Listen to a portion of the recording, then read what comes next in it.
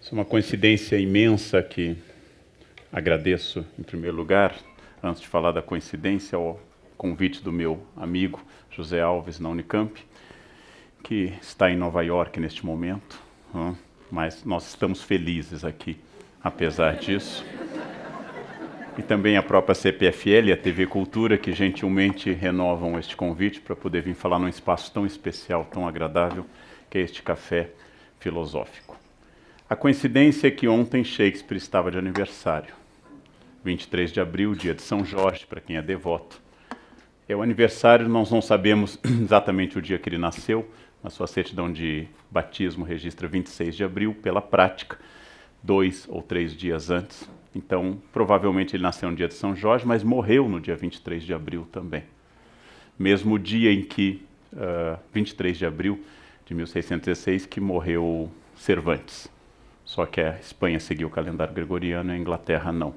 Ou seja, Shakespeare morreu há 399 anos e o ano que vem será o 4º centenário da morte de Shakespeare, com comemorações no mundo inteiro. Se ele estivesse vivo, ele faria hoje, ontem, 451 anos. Pouca gente, talvez só a Rainha Elizabeth II, pudesse lembrar desta infância shakespeariana. É um homem particularmente misterioso, porque Shakespeare nós temos pouquíssimos documentos. O nome dele aparece pouquíssimas vezes, de tal forma que houve até quem dissesse que Shakespeare não existiu. Tamanha a escassez de documentos sobre sua carreira, sobre os mistérios da sua vida.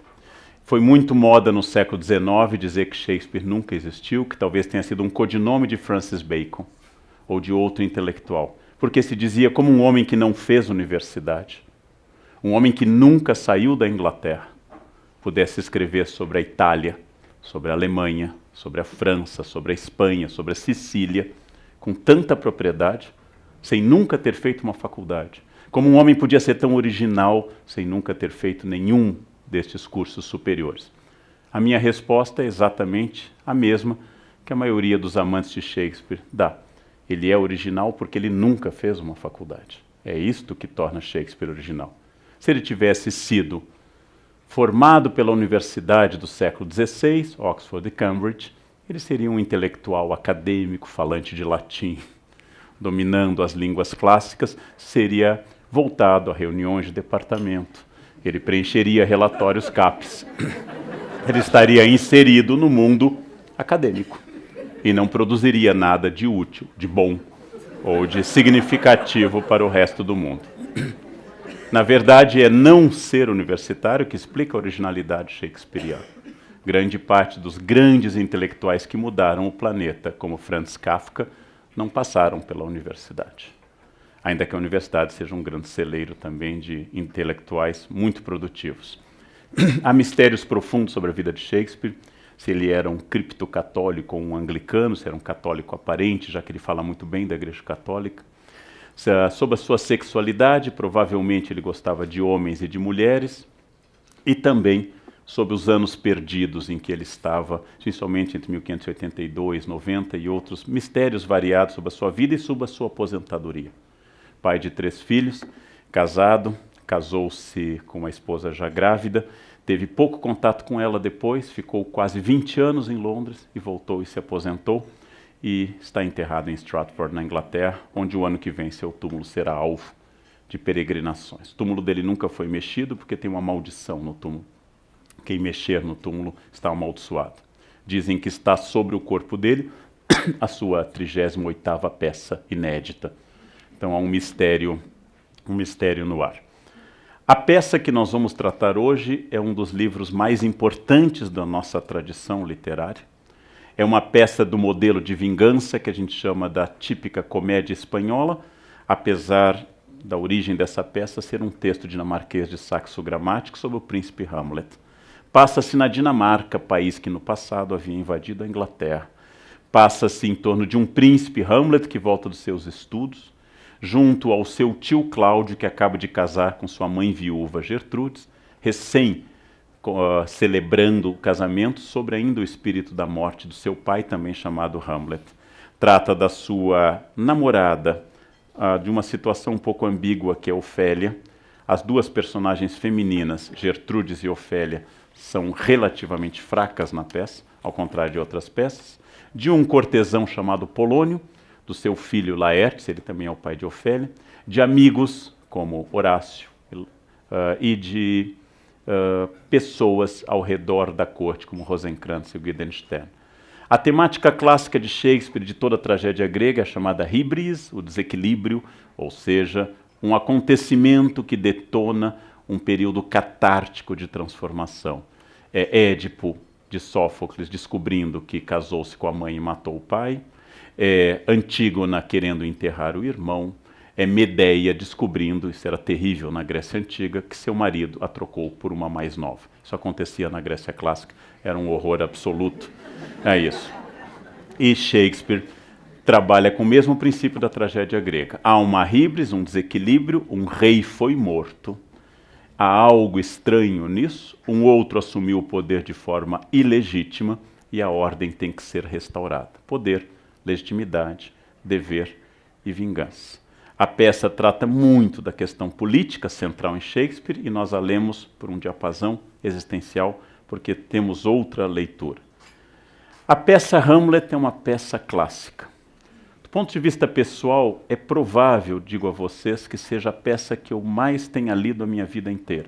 Desde que li a primeira vez no ensino médio, fim do século XVIII, até hoje. É provável que pelo menos uma ou duas vezes por ano, e nos últimos anos mais do que isso, como agora reli domingo em função deste encontro, é uma peça que eu devo ter lido mais que qualquer outro livro. Uma peça que eu conheço o texto bastante bem. Uma peça sobre a qual eu já vi, eu cataloguei em casa 11 filmes variados, chamados Hamlet. Desde o clássico do Laurence Olivier ao Hamlet russo. Ou o Hamlet 2000 do Miguel de Almeida. São clássicos que ressignificam o Hamlet, reveem o Hamlet. Há algo a aprender? Vou dar um exemplo pessoal. Há 5 anos exatamente, nesse dia 12 de dezembro deste ano, faleceu meu pai. E a partir do momento que eu perdi meu pai, a orfandade do Hamlet teve outro significado para mim. Pela primeira vez eu senti o que significa a perda de alguém muito próximo, como Hamlet. Pela primeira vez eu senti alguém que tinha partido e que eu nunca mais encontraria, que é o que o Hamlet comenta várias vezes. A perda do meu pai me fez ler o Hamlet com outro olhar. Isso é uma obra clássica. Ela é uma companhia permanente, é uma companhia que não desaparece. É uma companhia para uma vida inteira. É uma companhia que eu posso reler quantas vezes eu quiser e reencontro algo. Isto é a definição de uma obra clássica. Ela sempre me traz algo de novo. A ideia de estar na companhia de um livro, quando o livro é sério e eu quero estudá-lo com uma boa xícara de chá, quando eu quero que o estudo se interrompa mais ou menos no meio, com uma boa taça de vinho. A ideia da companhia de um livro é uma das ideias mais agradáveis que a nossa cultura inventou. Volto a insistir com vocês que alguém que não lê terá uma infância muito solitária, uma juventude solitária e uma velhice muito solitária. Porque a nossa grande companhia são as pessoas, mas elas não estão sempre disponíveis. E os livros como os de Shakespeare fazem a gente viajar de uma forma extraordinária, porque eles unem o alto e o baixo, eles unem o vulgar e o sublime, ao contrário de outras obras. Eles são universais, eles falam da liberdade do ser humano, eles falam da consciência das pessoas, em todas as peças, do grau extremo de consciência das pessoas. Trazem os defeitos de uma época que hoje nós consideramos errados, como a misoginia shakespeariana, a desconfiança dele das mulheres. No Hamlet ele diz, fragilidade, teu nome é mulher. Pode ser traduzido também, Freud, por inconstância, teu nome é mulher. Fala do conservadorismo político, Shakespeare odeia povo, chusma, ralé, mancha verde. Shakespeare gosta de reis, aristocratas. Shakespeare gosta de gente que seja nobre como Hamlet. E o próprio Hamlet se desespera com a morte do pai e é capaz de matar seu quase sogro Polônio sem nenhuma culpa, porque não é de fato alguém de sangue nobre. Fala também do seu antijudaísmo no Mercador de Veneza. Shakespeare, como quase todo mundo do século XVI, tem sentimentos negativos com o judaísmo, apesar de ele nunca ter visto um judeu na vida, porque na Inglaterra eles tinham sido expulsos e só voltariam no século XVII. Shakespeare também tem um defeito estrutural. É um homem fraco para conceber enredos. Das 37 peças, existe um debate sobre uma 38ª, mas vou ficar com o número canônico. Das 37 peças, 154 sonetos, 2 poemas épicos, Shakespeare criou o enredo original apenas de uma. Todas as outras ele adaptou, chupou, copiou. Shakespeare é um homem que copia o enredo e dá a este enredo uma vida enorme. Criou 2.000 palavras na língua inglesa. 2.000 palavras em inglês são atribuídas pela primeira vez localizadas em Shakespeare. E suas frases famosas, como ser ou não ser, são as mais citadas na língua inglesa, tirada do monólogo do Hamlet. A frase da Miranda na Tempestade, sua última grande comédia, O Admirável Mundo Novo, A Brave New World, dá título ao livro do Huxley, é título de uma série de reflexões. Todo mundo é um teatro, da peça As You Like It, como queiras, é uma peça fabulosa com essa frase fabulosa. Um cavalo, meu reino por um cavalo, aparece em Ricardo III, o rei que foi enterrado agora, este ano, que faleceu em 1485. O meu corpo é um jardim e a minha vontade é o jardineiro, diz o pior vilão de Shakespeare na peça Otelo, que é Iago. Seus temas como o amor, que as pessoas interpretam que Romeu e Julieta seja sobre o amor, na verdade não é, mas assim foi lido. Seu tema como ciúmes no Otelo, seu tema sobre o poder no Ricardo III, no Ricardo II, e a velhice no Rei Lear. A frase que eu mais gosto do Rei Lear, quando ele completa 90 anos e faz uma bobagem sem tamanho, seu bobo comenta com ele, pobre Lear, que ficou velho antes de ficar sábio. Que é a pior coisa que pode acontecer. Já que a velhice é inevitável, a sabedoria é um ganho, porque senão você será apenas um velho bobo. É o que o bobo está dizendo neste caso. Um homem que escreveu na chamada Idade de Ouro da literatura inglesa, a Idade Elizabetana, Elizabeth, a terceira filha sobrevivente de Henrique VIII, a filha de Ana Bolena, que sobe ao trono em 1558 e morre em 1603. Como vocês já viram, mulheres no trono inglês duram muito, né? Absolutamente duradouras. E ele enfrentou bem a transição para a era Stuart, tanto que quando ele representou Hamlet para o rei e sua rainha, que era Ana da Dinamarca, a mulher do rei James VI da Escócia, primeiro da Inglaterra, ele cortou algumas frases do Hamlet, como, por exemplo, que os dinamarqueses eram bêbados, ou outras coisas. Ele cortou porque a rainha era dinamarquesa. Ou seja, Shakespeare, William Shakespeare, nós costumamos não traduzir seu nome, ninguém chama de Guilherme Sacode a Lança, William Shakespeare, Guilherme Sacode a Lança. Nós não traduzimos o seu nome, mas a peça Hamlet às vezes é traduzida no português de Portugal como Rameleto ou Ameleto. Meu amigo Rodrigo Lacerda lançou um livro sobre Hamlet ou Ameleto. Com tudo isso era para situá-los numa época em que a Inglaterra está se formando como nação. É ainda apenas Inglaterra, não há Reino Unido, não há ainda união com a Escócia, não há união com o país de Gales e com a chamada Irlanda do Norte. É um momento que a Espanha tentou invadir a Inglaterra, a maior potência mundial. Em 1588, a Invencível Armada tentou tomar a Inglaterra e não conseguiu. Este é um momento de exaltação nacionalista, de um público sendo formado, de um teatro diferente deste nosso. Nós temos um palco italiano, ou seja, público e palco. Os ingleses têm o palco elizabetano, o teatro vai com o palco até o meio do público, o público interage, joga coisas nos atores. Por isso que as peças começam com fantasmas, como em Macbeth, ou como no Hamlet, para o público calar a boca. A aparição de um fantasma assusta a plateia e eles ficam em silêncio, estratégia shakespeariana. Começar a peça com uma dança, com um raio, com uma tempestade, como no Macbeth, ou com a aparição de 3 bruxas no Macbeth, ou com uma grande batalha. Então, tudo isso faz parte de um universo que não daria uma aula, mas daria dezenas de aulas sobre Shakespeare. Uma personagem importantíssima na definição do homem moderno, como diz o Bloom. O primeiro grande homem moderno é o príncipe Hamlet. Mas meu foco não é analisar Shakespeare ou seu verso, o famoso pentâmetro iâmbico, mas é analisar especificamente 10 questões tópicas para aquilo que meu amigo José Alves propôs para este módulo, que é os clássicos e o cotidiano. O que tem Hamlet para me dizer hoje, neste mundo de Facebook, neste mundo de internet? O que Hamlet diria ao publicar foto no Instagram?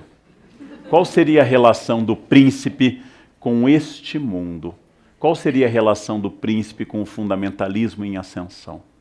O que diria o príncipe Hamlet sobre tudo isso?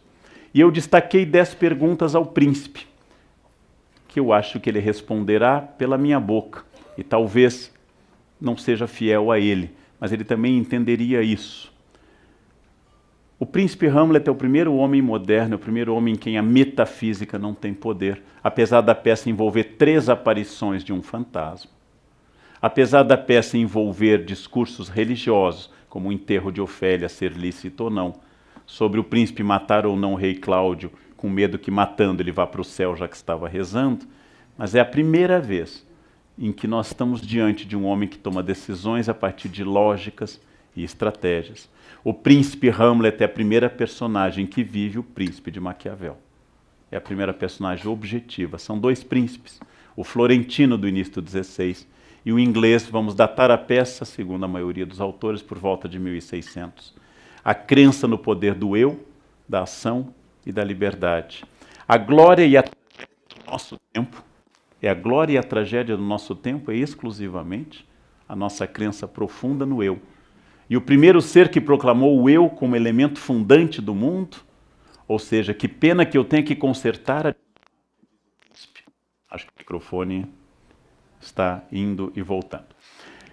E a primeira coisa que eu tenho que fazer é consertar a Dinamarca, este eu, que depois vai fluir nas redes sociais, sua origem é o príncipe. O príncipe Hamlet diz com certeza que ele é agente da sua história quando ele arranja uma peça dentro da peça, quando ele se finge de louco, quando ele engana as pessoas, quando ele aceita ou diz não às questões. É a primeira vez que o eu é soberano, e essa é a grande luta da modernidade. O antropocentrismo moderno é a frase ambígua do príncipe ao dizer, citando no fundo filósofos gregos, que obra de arte é o homem. Ainda que ele diga logo em seguida que para ele não seja nada. A primeira passo do príncipe para nós é sobre o poder do eu. O poder que o príncipe proclama ao tomar uma decisão clara de não se matar no monólogo Ser ou Não Ser. Há intérpretes que acham que o monólogo não é sobre o suicídio, apesar de ele citar em 2 versos o suicídio. Mas é a primeira vez que alguém diz, eu sou senhor do meu destino. Apesar do Romeu ter dito, eu sou um joguete do destino, e o príncipe ter reclamado que as coisas não saem como ele quer, o príncipe Hamlet, ele é a primeira pessoa no alto teatro contemporâneo, moderno contemporâneo, que afirma o seu eu, como o princípio instaurador da ordem, sem nenhuma metafísica. Ele é a primeira personagem da grande obra canônica a proclamar o fim da redenção pelo amor. Ofélia não é a personagem importante para ele. Ele não se importa em matar o pai da sua ex-namorada, não se importa em matar o irmão da sua já então falecida namorada, e não manifesta uma culpa intensa que ela tenha ficado louca e se suicidado em função do amor por ele. Ele não faz do amor um elemento de redenção, ele não é romântico, ele é um homem moderno. O amor é um instrumento que existe ao redor dele. O amor não é o foco do Hamlet, como não é do Romeu e Julieta. Se as pessoas interpretam que Romeu e Julieta é uma peça sobre o amor, devem lembrar que Romeu começa a peça apaixonado por Rosalind. E vai a uma festa para esquecer Rosalind, e vê Julieta e esquece Rosalind em 1 segundo. E diz que Julieta é a coisa mais linda que ele já viu a vida inteira. E num célebre soneto 4433, ele proclama que ele é um peregrino indo aos lábios da catedral da Santa Julieta. Eles se proclamam amorosos na cena do balcão, na noite de domingo para segunda. Eles se casam na terça-feira, têm a sua primeira relação sexual e única, e morrem na quinta-feira. Se isto é o modelo de amor, um amor que vai de domingo à noite até quinta pela manhã, eu amei intensamente, dezenas de vezes na minha vida.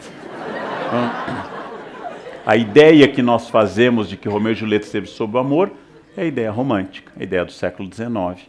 A peça é sobre a ordem política, e a personagem central é o príncipe Escalos, que 3 vezes entra em cena para restabelecer a ordem. Porque o Romeu e Julieta nos passa a seguinte lição: sigam o conselho dos pais, porque seguir o coração só dá problema. Se você casar fora do que os pais aconselham, o resultado será tragédia. Porque o amor, nos casos mais intensos, dura 4 dias. E o resto permanece. Ou seja, a peça nos diz, não casem por impulso, não olhem para o coração, porque a paixão é uma infecção temporária. Olhem que o casamento é para sempre, até que a morte os liberte ou separe. Ou seja, Romeu e Julieta fala da ordem, como tudo em Shakespeare. E Hamlet é um príncipe que diz que amou Ofélia. E chega a dizer, quando cai no túmulo lutando com seu irmão, que comeria por ela um crocodilo. Uma das provas de amor mais exóticas de toda a história. Pergunta ao irmão, você a amava como eu? Eu a amava a ponto de comer por ela um crocodilo. Um mistério profundo, uma declaração de amor estranha. Apesar da idade moderna ser por excelência a idade da retórica e da etiqueta, Hamlet é o grande crítico da retórica e da etiqueta. Apesar de Hamlet usar da retórica, Hamlet critica 2 personagens. A primeira é o próprio Polônio, que só fala de forma retórica e nunca se coloca, nunca está presente. Polônio é sempre o homem da cena. Polônio é o homem que diz o que deve ser dito. A própria rainha Gertrude se irrita e pede mais brevidade de Polônio. Polônio que Hamlet mata comparando a um rato. Polônio é o homem da etiqueta, é um homem da corte, e Hamlet o mata, dizendo que ele morreu exatamente do jeito que ele sempre viveu, ou seja, enganando aos outros. E quando uma personagem super afetada, na transição do ato 4 para o ato 5, vem convidá-los para um duelo entre Hamlet e o irmão de Ofélia, Hamlet pergunta ao seu amigo, você o conhece? Seu amigo diz, não, então você é uma boa pessoa. Porque ele é uma pessoa totalmente inclinada à etiqueta. No mesmo momento que a etiqueta e a retórica começavam a hipertrofiar na sociedade contemporânea, Hamlet começa a dizer que a etiqueta não tem nenhum valor.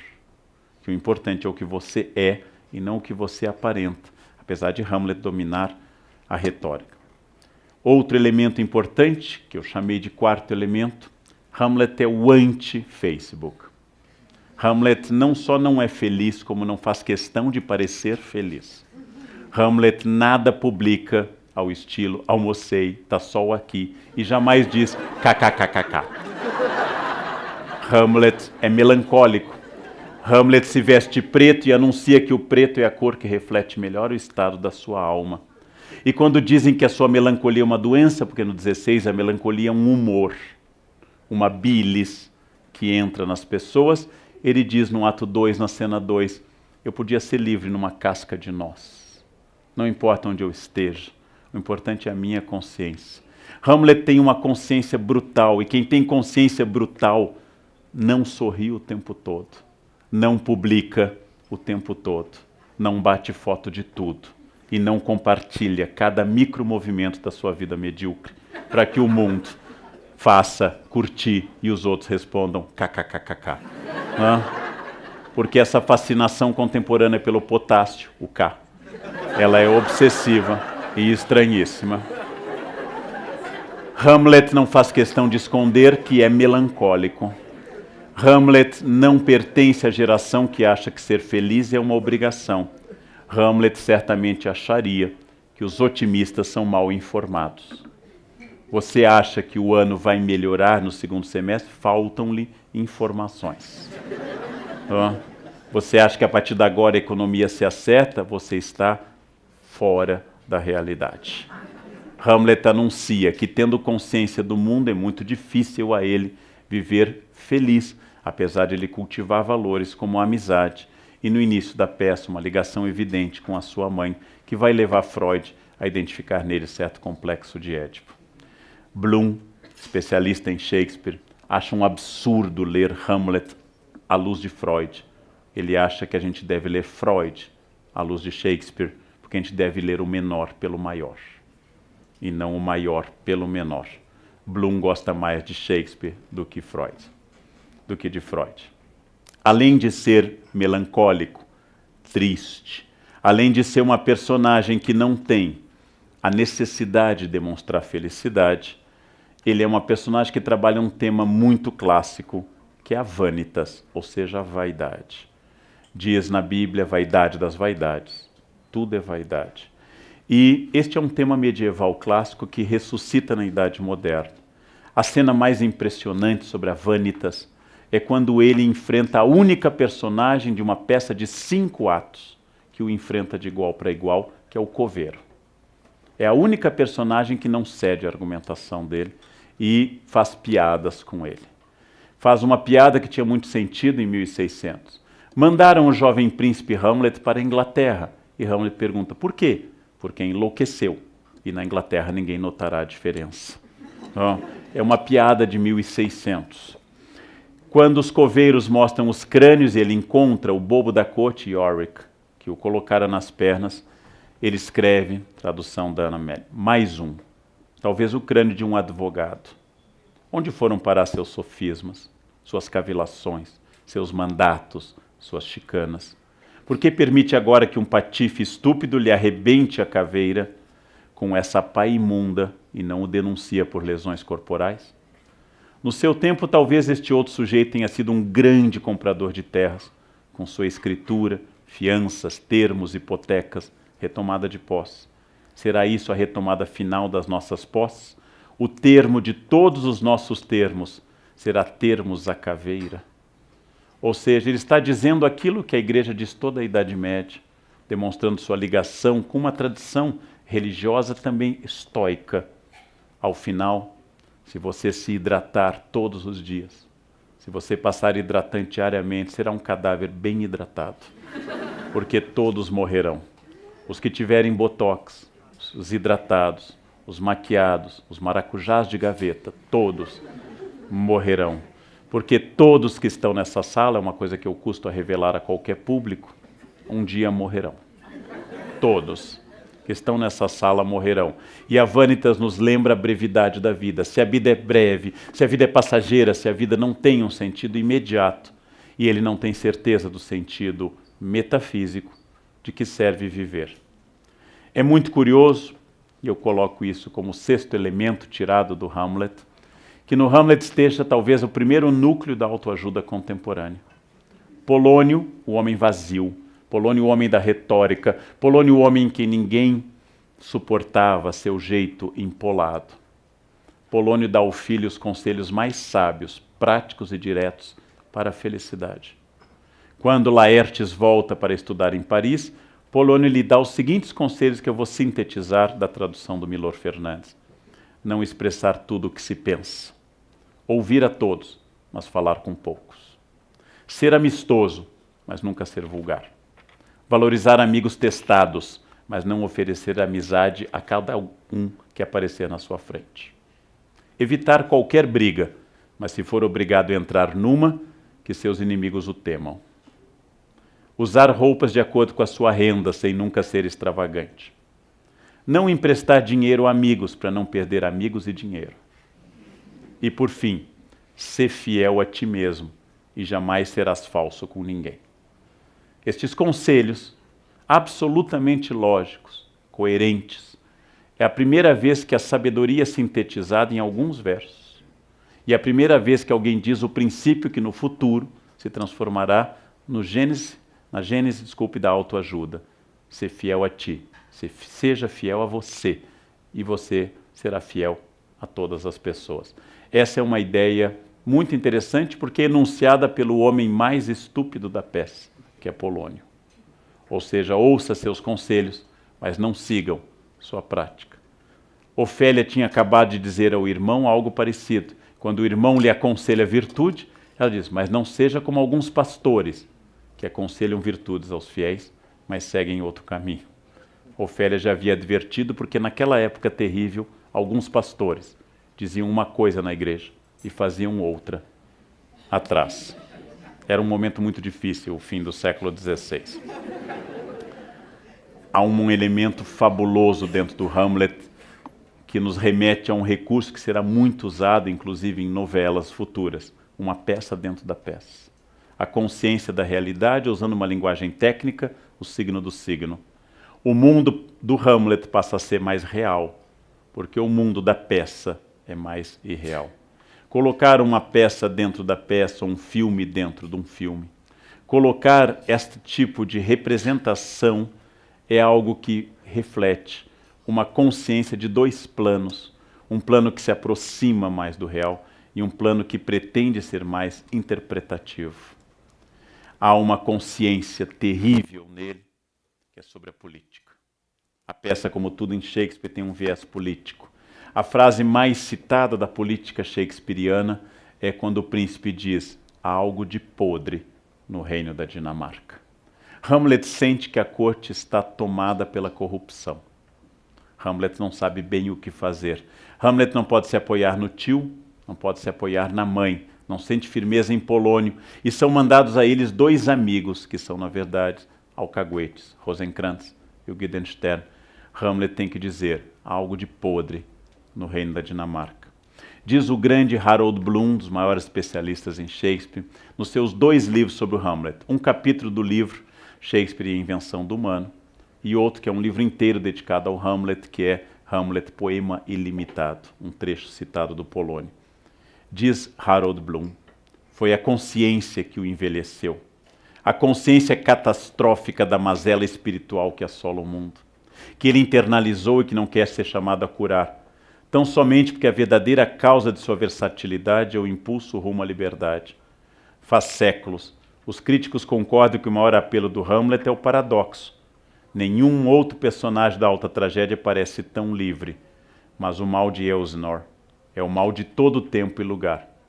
Todo estado tem algo de podre, e os que têm sensibilidade semelhante à de Hamlet, cedo ou tarde vão se rebelar. Há uma categoria de pessoas, dando um conselho político hamletiano, que são as pessoas felizes. Essas pessoas felizes no Brasil seriam aquelas que acreditam profundamente, muitas pessoas acreditam, que a corrupção está a cargo de um partido.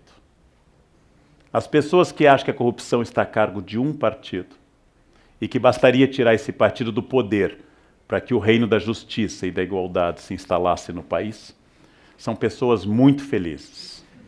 São pessoas que substituíram cultos como do Papai Noel e do Coelhinho pelo culto da corrupção isolada. E quando eu digo isso, eu não estou dizendo que um ou outro partido não sejam notáveis pela corrupção. Eu estou dizendo aquilo que eu venho dizendo seguidas vezes em muitas manifestações, na televisão ou em textos, que a corrupção que Hamlet nota começa no leito da sua mãe na Dinamarca. A microfísica do poder. A corrupção começa a andar pelo acostamento. A corrupção começa no recibo de dentista comprado para entregar um imposto de renda. A corrupção continua no atestado médico falso entregue pelo pai para justificar o filho, que apenas vagabundeou para a prova.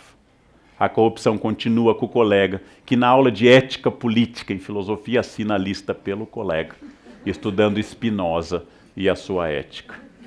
A corrupção continua em todos os lugares, e apenas numa ponta do iceberg, como o último elemento da corrupção, ela chega a um partido, a um governo e a um poder.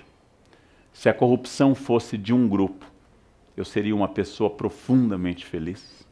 Rejeitaria Hamlet, adotaria Paulo Coelho. Seria uma pessoa absolutamente tranquila, porque a partir deste momento eu teria consciência que, eliminando aquelas pessoas que são do mal, eu estaria livre. Hamlet, na sua consciência, vai percebendo que o mal vai por todos os lados, inclusive nele. E a consciência, como ele diz no seu mais famoso monólogo, Hamlet é responsável por quase metade das falas da peça. No seu mais famoso monólogo, ele vai dizer: a consciência nos torna covardes. Porque quanto mais eu envelheço, e Hamlet envelhece muito nos atos finais, é um dos mistérios da peça, Hamlet dá um salto cronológico. Quanto mais eu envelheço, mais eu tenho medo. Quanto mais eu tenho medo, mais eu vou tendo consciência do mundo. Eu comentei um dia numa aula que, diante de uma piscina nova numa casa em Florianópolis, eu desci como desce uma pessoa na minha idade. Primeiro botei a ponta do pé para ver a temperatura da água. Depois, segurando na escada com uma firmeza notável, fui afundando aos poucos, sem saber a profundidade da piscina, ou se eu passaria mal, ou se eu poderia estar. E finalmente, aos pouquinhos e molhando, o Chile, os Países Baixos, as áreas europeias, eu fui afundando na piscina. Meu sobrinho de 18 anos se atirou na piscina. Ele tem 18, eu tenho 52. A consciência nos torna covardes. Eu jamais vou hoje a qualquer lugar sem reserva de hotel, planilha Excel, com tudo anotado.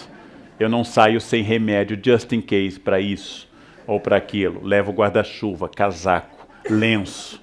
E se precisar, um papel higiênico escondido na maleta, porque pode ser que não tenha. Jovens nunca saem de guarda-chuva à rua, jamais. Guarda-chuva é sinal de idade, sempre. Jovens jamais acreditam que vai chover sobre eles. E se chover, eles se esconderão da chuva. E eu acredito que sempre choverá sobre mim. Naquele momento, a consciência nos torna covardes. Eu levo óculos extra, eu levo guarda-chuvas, eu levo casacos. Quanto mais eu envelheço, maior fica a necessaire dos remédios em particular. O que significa isso? Eu percebo que a vida tem riscos e que a ignorância é uma bênção. Ou seja, quanto menos eu soubesse dos riscos do mundo, melhor eu faria. E o que fazer com essa consciência? O que fazer com o fato que eu sei que enquanto os outros gritam dia 31 de dezembro, feliz ano novo, eu digo, vai ser um ano igual a todos. Só que mais velho e um ano mais próximo da morte. E como dizer isso sem estragar a festa dos outros, né? Enquanto eles cantam este ano, quero paz no meu coração, quem quiser ser um amigo que me dê a mão. E eu penso, cada vez terei menos amigos, porque eles estão morrendo ou se afastando. Porque a ignorância é uma bênção. É uma bênção profunda. Ou seja, todo Estado tem algo de podre. E quando eu sei que a mudança de um governo não é a mudança de uma estrutura, eu não vou ter a expectativa, a alegria daquela nova posse no dia 1º de janeiro com o novo partido que vai restaurar a ética num país, enfim, transformado. E quando alguém me diz, na ditadura militar era melhor, eu digo, era uma beleza. Era uma beleza. Eu lembro dessa beleza, deste paraíso que era. Né? Ai, Dom Pedro II era ético, então eu listo 10 escândalos do Segundo Império para as pessoas. A consciência é um peso. Como seria bom imaginar que nós tivemos um imperador inteiramente simpático e um período em que, apesar da repressão, a ética tivesse dominado. Como seria bom. Só que não foi assim. A democracia, pelo contrário, trouxe à tona todas as mazelas do nosso mundo, e este é o defeito da democracia. Ela nos dá a consciência do que somos, e por isso esse espelho de Oscar Wilde, esse espelho de Dorian Gray, é desagradável, porque a medusa é a górgona que nos contempla, como na obra de Caravaggio, na Galeria dele Uffizi. Ser ou não ser? Pergunta o príncipe no 9º item que eu destaco. Qual é o sentido de ser ou não ser? O verbo to be, vocês sabem que em inglês pode ser tudo. Pintar, serzir, remendar, bordar, adicionar. O verbo to be é o primeiro e único verbo que os professores de inglês ensinam a vida inteira na escola. Porque ser ou não ser pode ser traduzido, como fazem alguns tradutores recentes, por existir ou não existir. Cada época diz uma leitura. O próprio Hamlet dá uma pista ao dizer a Horácio que ele entregaria de bom grado seu coração a um homem que fosse senhor das suas emoções. Porque uma pessoa passional é uma pessoa perigosa. Domínio de si. A pessoa que tem domínio de si, pensa o príncipe, é a pessoa que jamais se ofenderá. Como eu já disse em sala de aula várias vezes, eu só posso me ofender se eu não me conhecer. Alguém me insulta dizendo algo sobre uma questão pessoal. Só há 2 hipóteses. A pessoa está dizendo a verdade, ou ela está mentindo. Dizem que minha mãe é de moral duvidosa, insulto básico. Eu reflito sobre a biografia da minha mãe e não constato na biografia dela nenhuma indicação de que ela tenha tido moral duvidosa. Pelo contrário, sua aparência nas fotos, nunca sorrindo, é de alguém que foi fiel a vida inteira a um único marido. Jamais aquele sorriso largo de uma pessoa que viveu abertamente no mundo. Ora, com isso o que eu estou constatando? Dizem que minha mãe é isso. Ela não é, logo eu não posso ficar ofendido. E se ela fosse, também não poderia ficar ofendido. Alguém no trânsito me grita algo sobre uma opção sexual possível que o motorista que eu fechei interpreta que eu tenha. Duas hipóteses: de fato eu tenho e não me ofendo, ou de fato eu não tenho e não me ofendo. É como alguém me gritar careca e eu digo: bom, você vê, né? É sinal de que você é dotado da visão. Ou seja, o estoicismo de Hamlet é o estoicismo de quem se conhece. Quem pode ofendê-lo? Quando Polônio lhe pergunta o que o senhor está lendo, ele diz: palavras, palavras, palavras.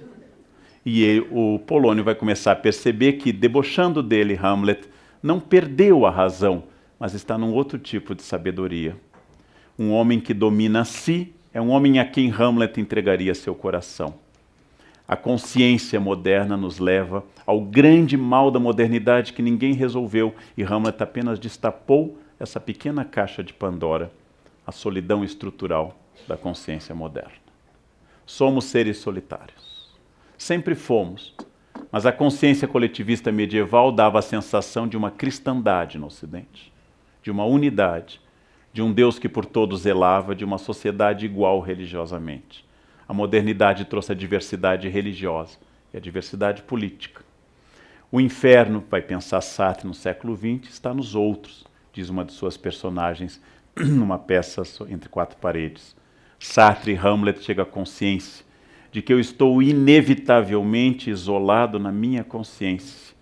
E a necessidade do mundo nos oferecer coisas novas porque eu não tenho nada a interagir com o mundo. Por que é que o príncipe Hamlet lê apenas um livro toda a peça? E por que que nós temos que ver Velozes e Furiosos 75, Velozes e Furiosos 86? Porque na verdade eu não vi nenhum. E não tendo visto nenhum, eu preciso que eles se repitam. Como eu não tenho de fato amigos, eu tenho 3.000 no Face. Como eu não tenho uma vida interessante, eu fotografo tudo na minha e compartilho com todos. A minha solidão se insinua de tal forma, ela é tão estrutural, que eu tenho que fazer com que os outros me digam aquilo que eu desconfio, que a minha vida é uma vida que vale a pena ser vivida, através da observação dos outros. Isso não é sinal de um narciso exatamente fraco, mas é sinal de um narciso cada vez mais isolado em si, sem comunicação com o mundo, sem ouvir mais a ninguém. Já comentei aqui nesse espaço da CPFL que é obsessivo o nosso tipo de conversa. Qualquer informação que os senhores derem será respondida com a informação de outra pessoa. Eu, Leandro, sou de Aquário. Ah, eu sou de Gêmeos. Meu ascendente é Aquário, o meu é Câncer. Ninguém ouve ninguém. A solidão individual a 2 ou a 3 é a norma de todas as pessoas. E celebramos essa variedade de coisas porque exatamente nós temos cada vez mais dificuldade em estabelecer algo significativo e orgânico. O príncipe se sente mal na corte de Elsinore porque ninguém em Elsinore lhe diz a verdade. Todos em Elsinore dizem a personagem: Polônio, seu tio Cláudio, sua mãe, sua ex-namorada, seus falsos amigos Rosencrantz e Guildenstern. Todos dizem o que deve ser dito. Todos dizem o que é usual e ninguém está presente naquilo que fala. O príncipe é extraordinariamente consciente. E sendo consciente, o príncipe vai pensar seguidamente: mas o que eu faço de fato com a minha vida?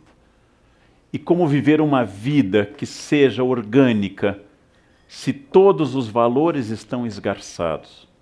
Depois de falar por milhares e milhares de palavras, quando ele morre longamente numa cena trágica, morrem 8 pessoas na peça Hamlet, e o Hamlet é o último a falecer nos braços do amigo, Hamlet diz a sua última frase: o resto é silêncio.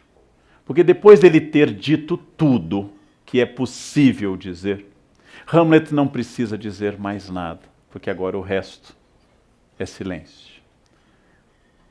O que Hamlet parece dialogar conosco é que se as dores que nós inventamos, dores financeiras, dores físicas, dores de problemas familiares, fossem o disfarce de uma grande dor maior. A dor que nós não conseguimos nominar. Por isso estabelecemos dores laterais. Por isso estabelecemos que que eu esteja bem ou não naquele dia.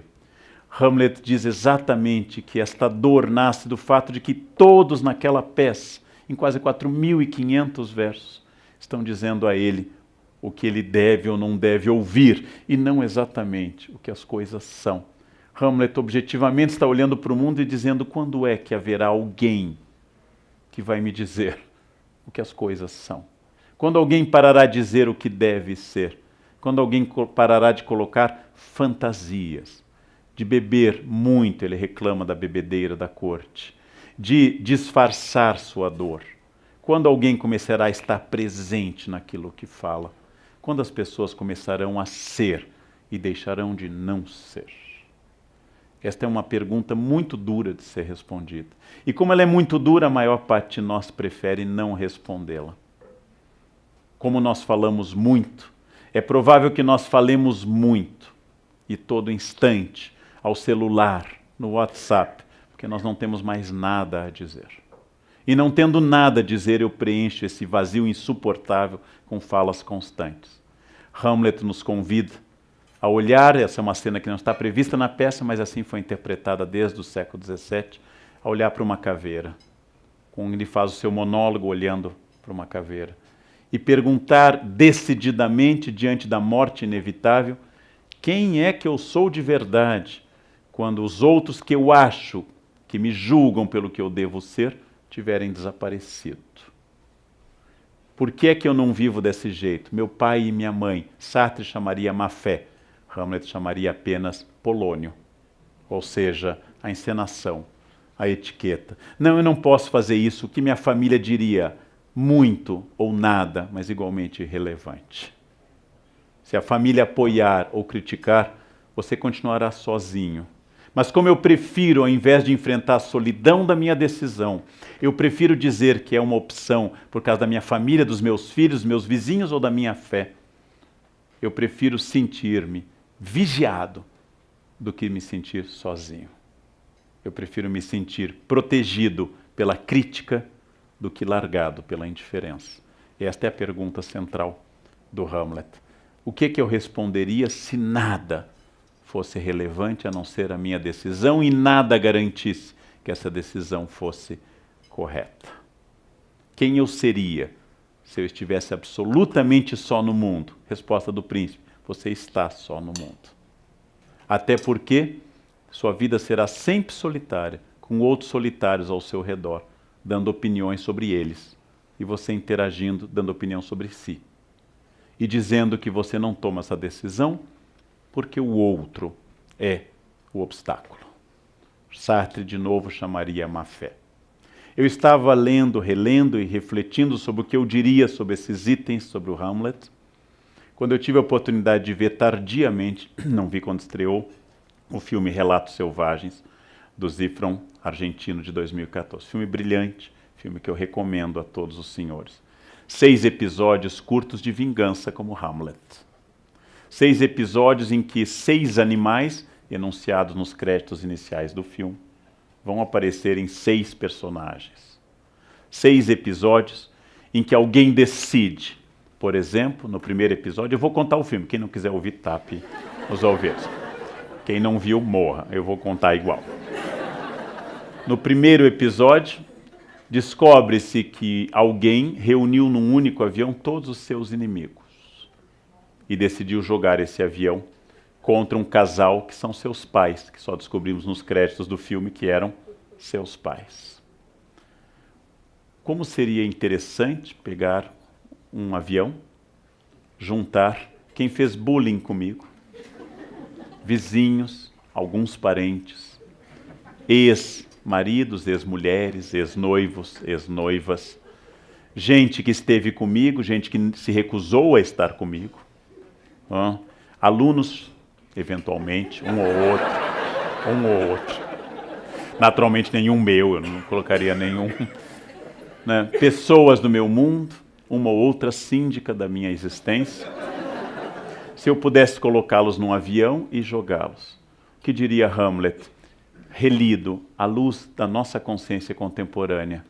Pobre homem que acha que o problema do mundo está nos outros. Pobre homem que nessa vingança achou que ele era mal amado porque os outros eram incompreensíveis e jamais olhou para a sua própria caveira e perguntou: será que eles não tinham razão e que eu não era uma pessoa medíocre? Por que eu acho que todo mundo que me persegue tem inveja? Pode ser simplesmente alguém que esteja reconhecendo a minha falta de qualidades. Será que humildade não é o disfarce ético da falta de qualidades? Uma briga de trânsito vale a pena? O filme mostra duas pessoas que, envolvidas numa híbris, num desequilíbrio, vão até a morte. E quando os dois estão queimados num cadáver final, o guarda lança a hipótese: é um crime passional. E provavelmente sim. Não passional porque os dois homens, machos héteros alfa, tenham tido um caso, mas passional porque ambos são vítimas da sua paixão. Passional porque ambos não se conheceram e decidiram que o ressentimento de dois mereceria a morte de ambos. Um por não ter o carro do outro e outro por não permitir que um carro simples barrasse a sua passagem. Se a minha honra está no ano do carro, há algo de podre no reino da Dinamarca. Muito podre. Como é que eu posso ser racional, um engenheiro, num estado latino? É o que descobre o senhor Bombita, um homem que pensa racionalmente, mas descobre que ele é guinchado e multado sem razão. E ele decide que o Estado deve ser racional. E ele morre nessa tentativa, não morre no sentido físico, mas ele decide se vingar do Estado. Curiosamente, ele é amado apenas quando faz essa vingança. O que fazer se o meu pior inimigo vier jantar no meu restaurante? Colocar veneno de rato na comida, obviamente. E matar o filho dele também, o mal é hereditário. Tem que ser punido igualmente. Como é que eu livro um filho que se meteu numa grande enrascada ao atropelar uma grávida? Pagando a todos os envolvidos e tratando daquilo que Marx previa no 19, transformar todas as relações em mercadoria, já que todos são corruptos: o filho, a mãe, o pai, o advogado corrupto, um pleonasmo, e todo o resto envolvido. E o episódio mais longo e mais instigante: a noiva que está feliz casando no seu melhor dia da vida e descobre, coisa terrível, o filme é na Argentina, obviamente, não é no Brasil, que seu noivo a traiu e convidou a mulher com quem ele atraiu para o casamento. Horrível isso, né? É ficção, isso é ficção cinematográfica. Muito curiosamente, a noiva decide se vingar, basicamente, giving. Não? Basicamente, ela decide se vingar saindo com o cozinheiro. Depois passa a agredir a concorrente ao jogá-la num espelho e quebrar sobre ela. E por fim, os dois se enfrentam quase a ponto da morte e finalmente descobrem, um no outro, que naquela violência do traidor e da assassina, agora adúltera, um respeita o outro e enfim eles descobrem o amor. Estranhíssimo, absolutamente natural. Até então eles tinham descoberto o noivado, e a data do casamento, e o vestido, e o pastrame quente citado no filme. Eles tinham descoberto a música do casamento, eles só não tinham olhado um para o outro. E ao se olharem em meio à situação de destruição da humanidade, ao se olharem no fundo do poço da agressão, os dois acabam constatando que se amam porque um animal olhou para o outro e se reconheceu como parte da manada.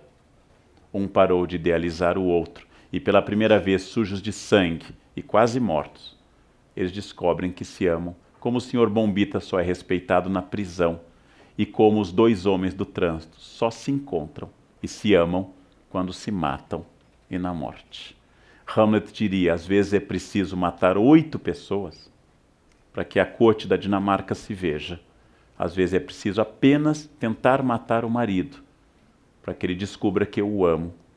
Isso não é uma indicação pessoal, gente. Quero deixar claro que isso é uma análise literária. O que fazer diante da consciência? Hamlet percorreu 5 atos. Hamlet percorreu 5 grandes atos, na maior peça em tamanho de Shakespeare, para testar a amizade com Marcelo, para testar a falsa amizade de Rosencrantz, para descobrir que sua mãe cedeu apenas à sua sensualidade, para descobrir que seu pai quer vingança, e para chegar ao ponto em que, tendo matado Polônio, tendo matado Cláudio, tendo se envolvido numa trama que levará à morte de sua mãe, que levou ao suicídio de Ofélia, que matou o irmão de Ofélia, e que ele próprio acabou sendo ferido pela espada envenenada, em que ele passou por toda a provação, e ele está pronto agora para olhar as coisas com objetividade. Como a peça segue regras retóricas, como todas as grandes tragédias, a personagem deve se mutilar ou morrer ao final. Ou ela deve matar, ou ser morta, ou se mutilar. Édipo arranca os olhos. Ifigênia, Ismália, todas as personagens trágicas, da Grécia até Amor de Perdição, de Camilo Castelo Branco para Sófocles atrás, todas as grandes peças, nós temos que purgar, temos que chegar à catarse. E Hamlet nos oferece um caminho um pouco distinto. Não é necessário que você mate 8 pessoas e a si, ou 7 e a si, para que você atinja a sua consciência. É necessário que pela primeira vez na vida, diz o Hamlet em longos monólogos, você consiga dizer apenas o que as coisas são. E para isso Hamlet teve que se fingir de louco. Me disse um psiquiatra no Rio de Janeiro, num congresso, e quando ele era diretor da Pinel na década de 70, todos os esquizofrênicos e outros abalados andavam pelo pátio da Pinel fazendo isso. Andando para lá e para cá, falando num telefone imaginário.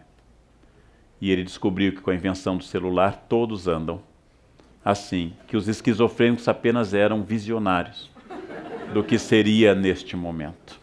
Diz ele também que todos os com síndrome persecutória viam câmeras filmando de todos os lados. E hoje nós estamos sendo filmados de todos os lados. Os loucos foram apenas faróis da raça, pessoas que intuíram o que aconteceria. Porque, como escreveu Erasmo no Elogio da Loucura, às vezes é preciso ser louco para dizer o óbvio.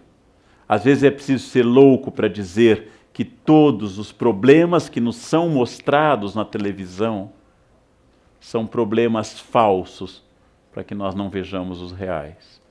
Que todas as fotos que são exibidas nas revistas são enganos de consciência, para que eu não veja o que eu não quero ver, o rosto da Medusa.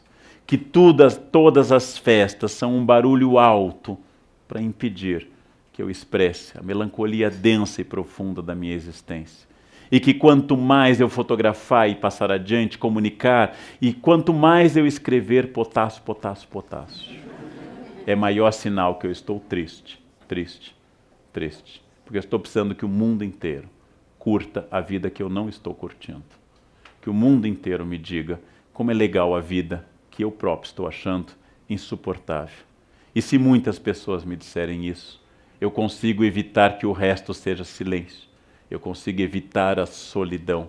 E eu consigo, finalmente, descobrir que eu vivo em sociedade, mas que a minha consciência é minha, que o meu projeto é meu, que minha vida é absolutamente minha, que ela é resultado das minhas escolhas, que o meu eu é imperativo, que eu estarei onde eu desejar, construirei a família que eu desejar, a partir de uma série de reflexões e ações que vão interagir com o real, que vão interagir com a decisão das outras pessoas. Escreveu em espírito Foucaultiano um filósofo que nós estabelecemos hospícios a partir do século XIX para que nós pudéssemos ter a certeza de que os que estão lá dentro são loucos. Logo, por consequência, conclusão lógica, eu não sou. Se eu não estou no hospício, há uma chance grande de eu não ser louco. A Idade Média não tinha hospícios, porque a separação entre loucos e não loucos era muito mais fluida na Idade Média. Hamlet nos diz que nós temos que estabelecer poderes, temos que estabelecer cenas, temos que estabelecer etiquetas, formalidades, porque eu não aguento constatar que todo mundo é um teatro e que o papel que eu estou representando e que cada um representa na sua vida é insuportável, porque não é o papel que eu escrevi, não é o papel que eu queria, não é o papel absolutamente daquilo que eu desejava. Recebi uma revelação de um senhor, que muito simples, porteiro de um local que eu frequento, confessou-me que retirou todo o seu fundo de garantia de uma vida inteira para assistir, não vou identificar o time, um time que ele seguia e que jogaria no Japão uma Mundial de Clubes. Ao narrar isso, todas as pessoas que ouviram a história ficaram horrorizadas. Como é que uma pessoa tira o produto de uma vida do banco e vai ver um time num país distante, numa viagem caríssima que é o Japão? E eu pensei, é provável que seja a única coisa que ele fez. Absolutamente notável, épica e dele. E todas as outras, guardar dinheiro, comprar casa, financiar, entrar num programa habitacional e trabalhar todos os dias, sejam o palco no qual ele foi ensinado pela família, por Deus, pela religião, a funcionar. Na insanidade deste porteiro, ele pela primeira vez foi alguém.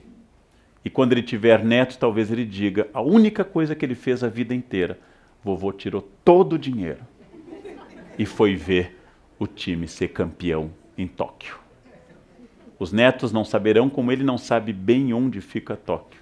Mas aquele ato extremo, ousado, terrivelmente épico, foi a grande insanidade lógica que deu luz e sentido à vida dele.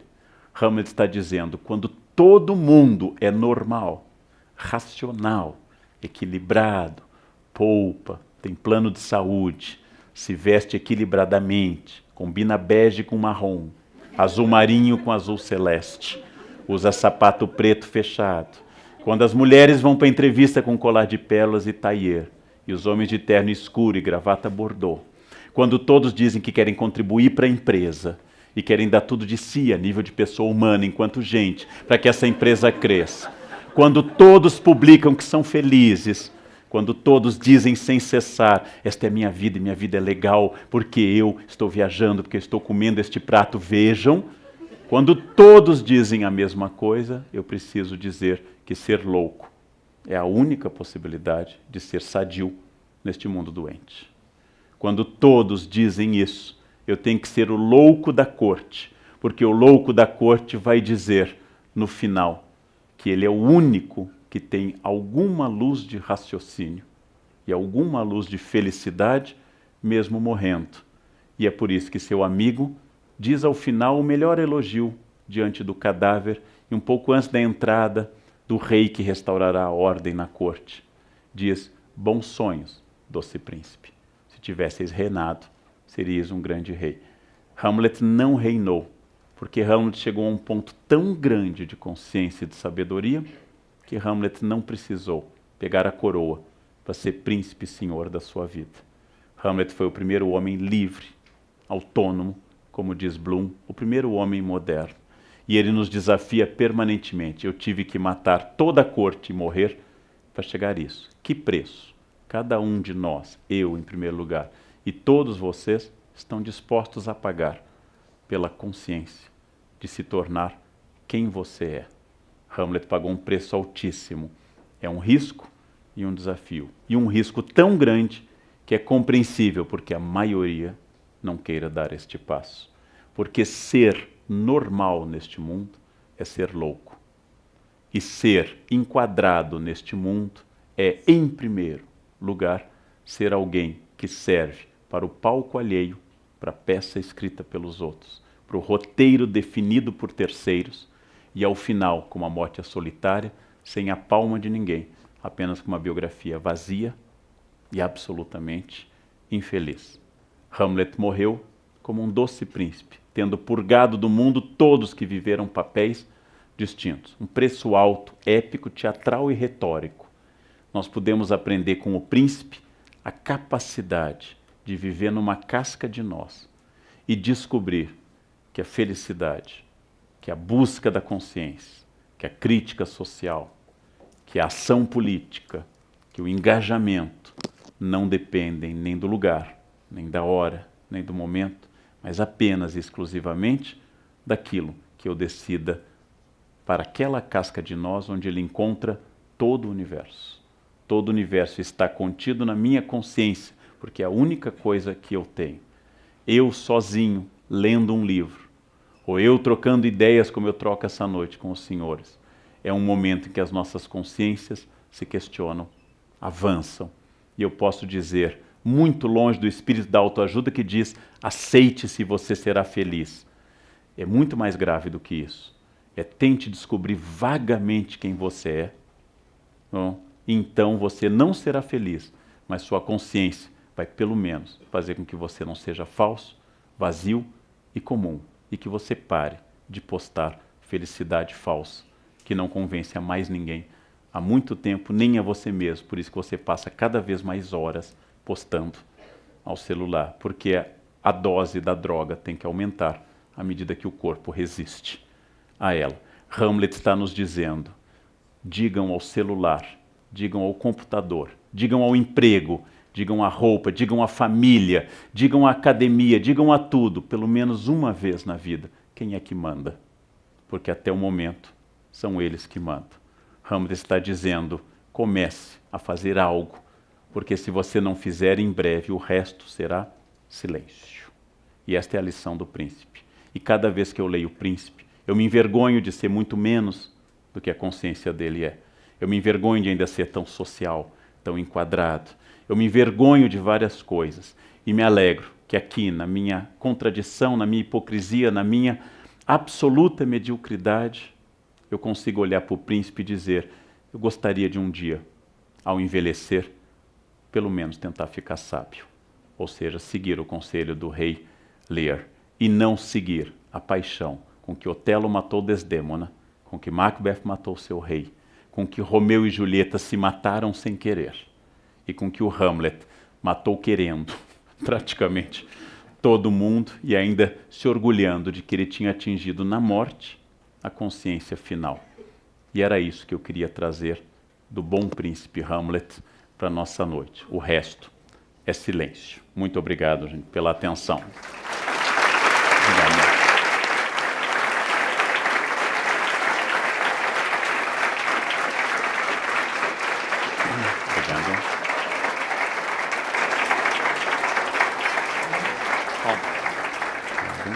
Como sempre, Leandro nos surpreende com essas palestras brilhantes, é dizer pouco, né? Com esse poder de sedução que ele tem, absolutamente ímpar. Passamos agora, então, para as perguntas de vocês. Por favor, levantem a mão, aguardem alguns segundos. Vocês sabem que estamos gravando, portanto, tenham um pouquinho de paciência. Procurem ser objetivos, fazendo perguntas, não é? De maneira tal que a maioria das pessoas possa participar. Vamos, porém, começar a primeira pergunta com uma pergunta do nosso curador para o Leandro. Por favor.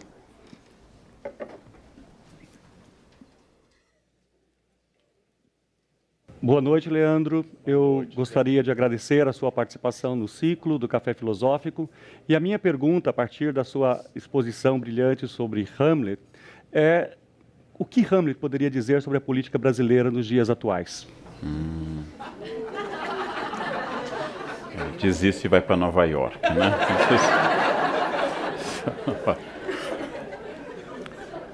Eu acho que, em primeiro lugar, Hamlet riria da nossa bipolaridade.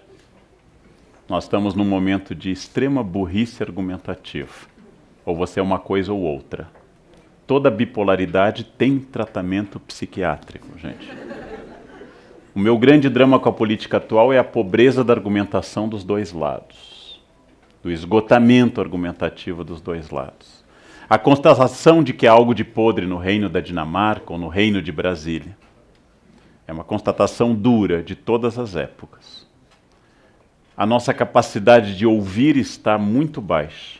No momento que eu não quero ouvir mais nada, a solução, em geral, seria a guerra civil. Quando eu não quero ouvir o que o outro lado quer dizer, a Espanha disse isso em 1936.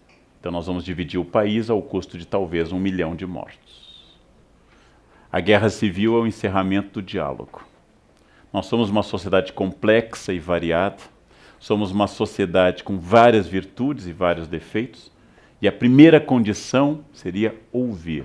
Ouvir para fugir da bipolaridade. A bipolaridade é um recurso retórico. Ou você é Deus, ou diabo. Ou você é o bem ou o mal. Ou é Corinthians ou é Palmeiras.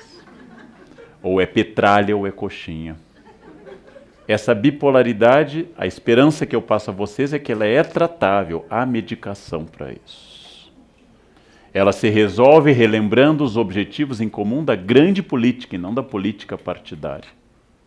Nenhum dos partidos que ora nos dirige tem a idade do país. Nenhum abarca a complexidade do país. Todos, com seus bons e maus seguidores, são soluções dadas momentâneas. Então, dizendo ao meu amigo Zé, que é especialista em política e gosta muito de política, que a primeira condição da política é o diálogo, porque o diálogo nos humaniza. E você entende que, em geral, seu ódio ao outro é seu medo de si. Essa seria a resposta hamletiana. E a capacidade de exorcizar o seu mal para um segundo ou terceiro. Olhar a Medusa sem virar pedra, a solução de Perseu com o escudo polido, é a grande solução. Ou seja, para um minuto para escutar. E não apenas recusar a isso. E acima de tudo, sem inventar que no passado tudo era melhor. Isto é uma fixação bastante problemática sobre o passado. Bom, o passado era diferente, com várias coisas melhores e outras piores. Mas as pessoas inventam o passado, que, como lembra Agostinho nas Confissões, só temos o presente contínuo. E eu invento à vontade sobre a memória do passado. Então, respondendo agora conclusivamente, a política brasileira precisa, urgentemente, que as pessoas conversem entre si e que decidam depois o que fazer. E parem de demonizar o que é diferente. E parem de achar que a qualidade é um fenômeno isolado num único estado e que o resto é dominado pela podridão. Isto é fantasia e psicose. Bem, outra questão? Por favor. Boa noite, professor. Boa noite. O Café Filosófico está sendo transmitido ao vivo pelo site da CPFL Cultura, onde mais de 800 pessoas acompanham a palestra online e participam do chat. A Sônia pergunta: será que não estamos quebrando essa ideia de solidão quando somos solidários? Quando pedimos uma cidade humanizada, plural, coletiva e respeitosa às diversidades? Pode ser que sim, Sônia, e agradeço a pergunta, mas solidário tem uma raiz semântica muito próxima de solitário. E é importante pensar que eu posso querer o respeito à diversidade como um gesto político que eu apoio inteiramente, ou eu posso querer o respeito à diversidade para que eu possa existir sem ser incomodado. Então, constituir guetos de identidade pode ser um gesto de respeito e pode ser um gesto de isolamento. Nada é em si, ou, como diz o Shakespeare, assim o é, se lhe parece. Então é preciso pensar que solidariedade é um gesto político de cidadania. É muito interessante eu pensar, é muito interessante eu debater. A Sônia nos assistiu pela internet. Aqui embaixo nós temos um auditório lotado de pessoas assistindo, que são, como disse Jesus a Tomé, pessoas que acreditaram sem ver. Então vai o nosso elogio àqueles que não viram, porém creram. Nossa crítica de Jesus à postura do apóstolo Tomé. Então, eu gosto muito da ideia de cidadania, da solidariedade. Gosto muito dessa ideia.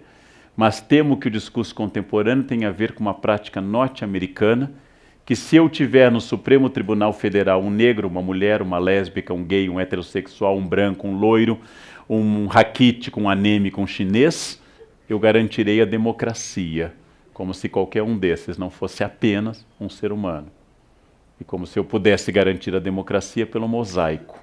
Ou seja, de que claro que a representatividade da individualidade e da especificidade é fundamental. Mas a solução também pode esconder uma vontade, que cada um seja o que quiser à vontade, sem precisar negociar com ninguém. Esta diferença, que eu acho que isso é muito mais contemporâneo e forte hoje. Outra questão?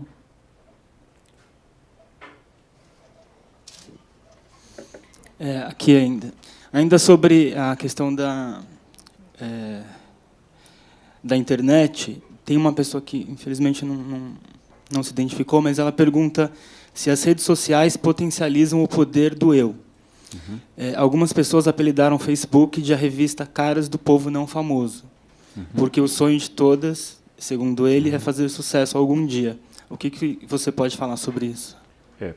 Acho que é uma versão otimista essa, porque pressupõe que esteja na cara seja famoso ou importante, em primeiro lugar. Eu podia chamar a cara do Facebook dos wannabe famosos, né?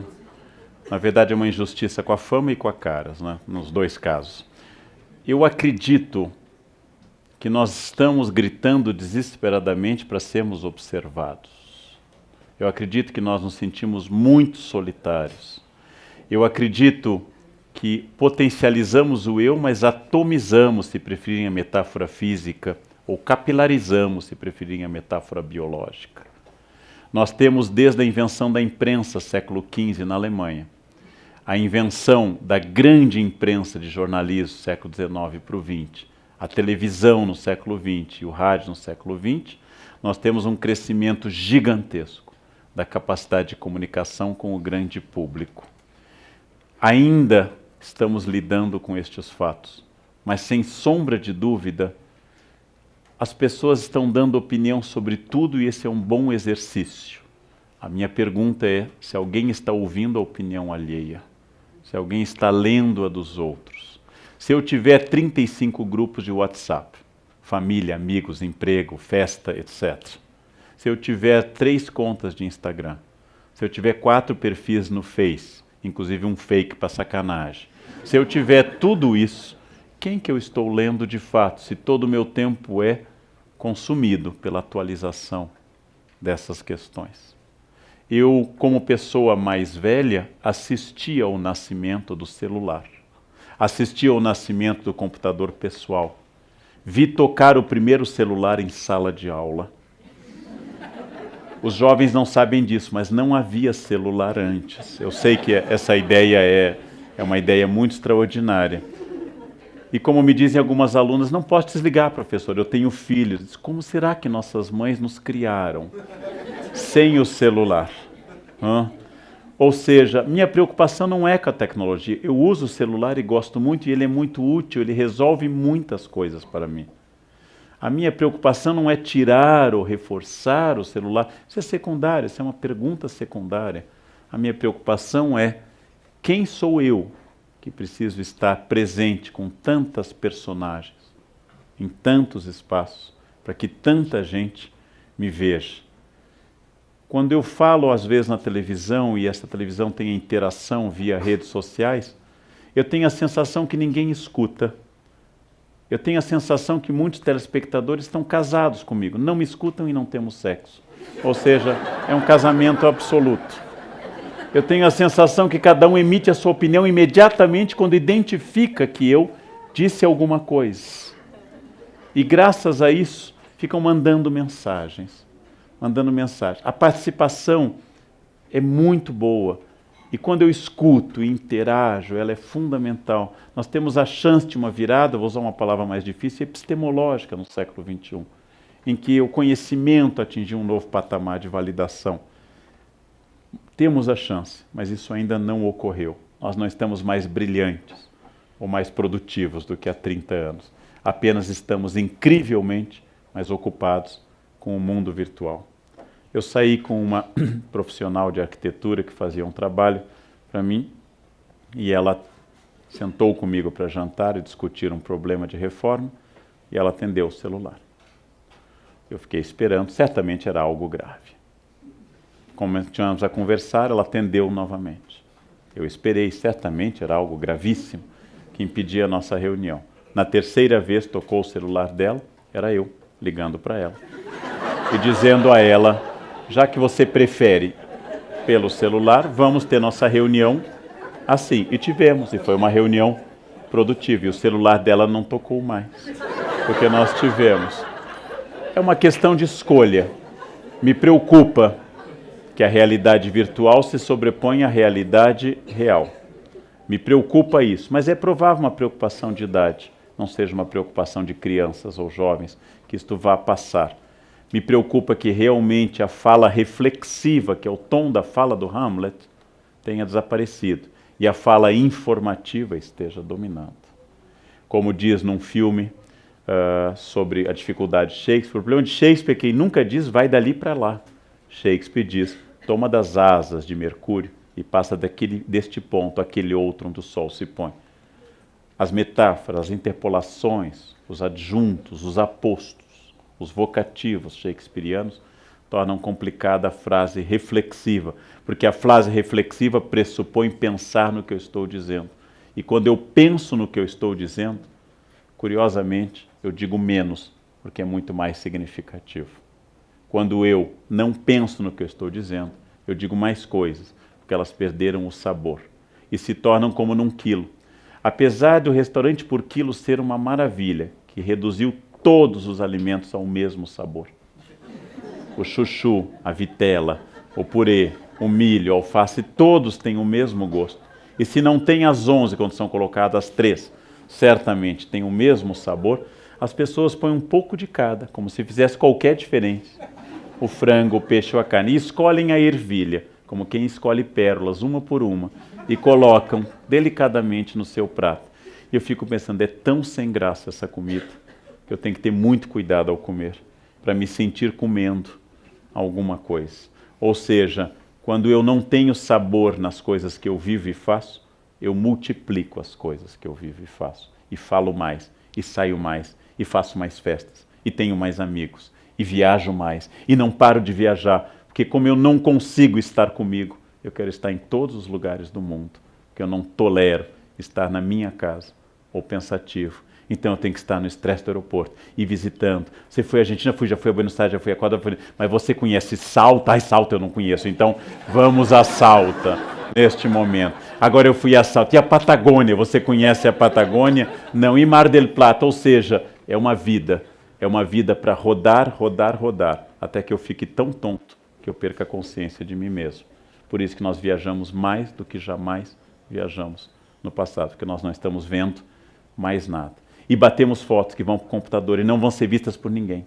Ou vão ser enviadas para 10 mil pessoas que não vão ver, ou vão ter inveja de eu estar viajando e vão responder apenas kkkk.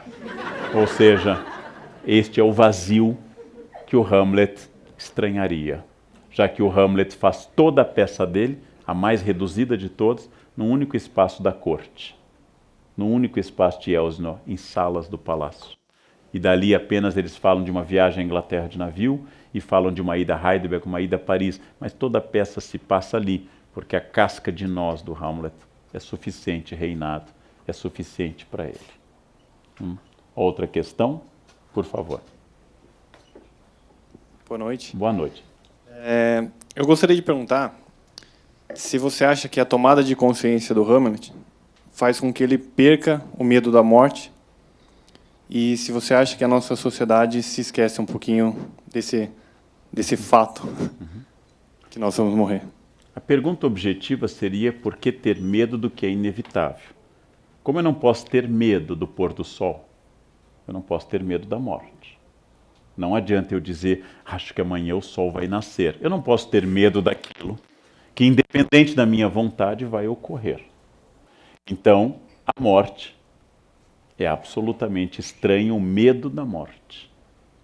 As pessoas chegam a um grau do eu que, como diz num belíssimo livro Boris Fausto, O Brilho do Bronze, ele fala de um amigo que disse, eu não acredito em Deus, mas se houver algo eu volto para lhe dizer.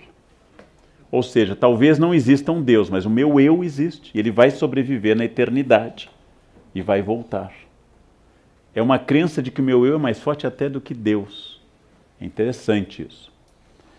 Eu acho que o medo da morte tem uma resposta religiosa clássica, e o medo da morte é negado na nossa cultura, mas na verdade nós não pensamos que nós possamos ser mortais.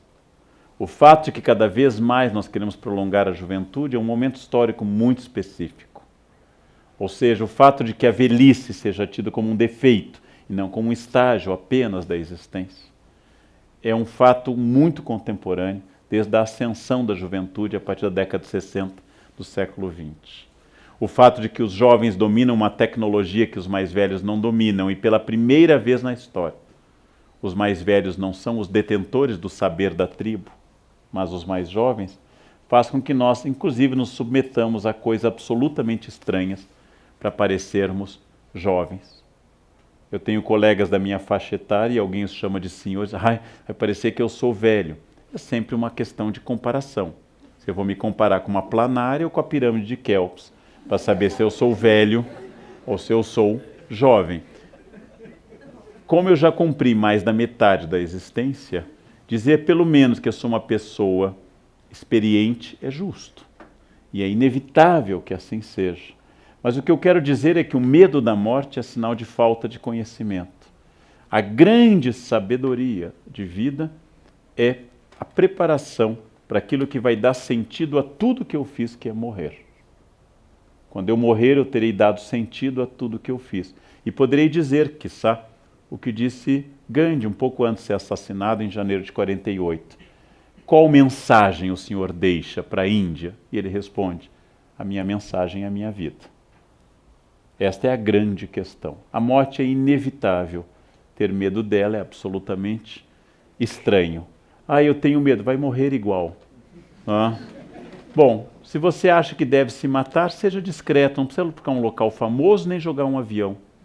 É isso, mate-se discretamente. Vá à Índia, tome um copo d'água numa praça e pronto, discretamente, né? Suavemente sentado numa praça e pronto.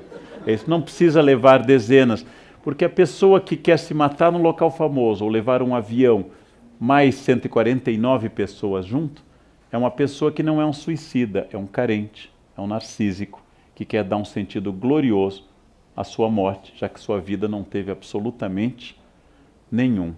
A vida, gente, sem a morte, hamletianamente falando, seria insuportável. A Sibila Cumana, que pediu a juventude eterna ao deus Apolo, e se esqueceu, a vida eterna, esqueceu de pedir a juventude, quando completou 1000 anos queria morrer, mas não conseguia. Os vampiros são melancólicos, porque são eternos. Em crepúsculo, alvorecer, pôr do sol, arrebol, os vampiros são sempre depressivos, estão sempre mal, sempre olham para baixo, meia luz, porque os vampiros não morrem. É só morrer que torna a vida plena de sentido. Se eu chego e digo, este é o último, se essa fosse a última aula que eu vou dar na minha vida de professor, essa aula teria um sentido extraordinário. É exatamente o fim que torna algo mais importante. Morrer é o que nos torna úteis e práticos. E quando eu for esquecido, a minha vida terá atingido seu pleno patamar. Porque ser esquecido significa que o papel foi cumprido. E como qualquer ser, eu desapareci. Não é melancólico e não é depressivo. É absolutamente alegre.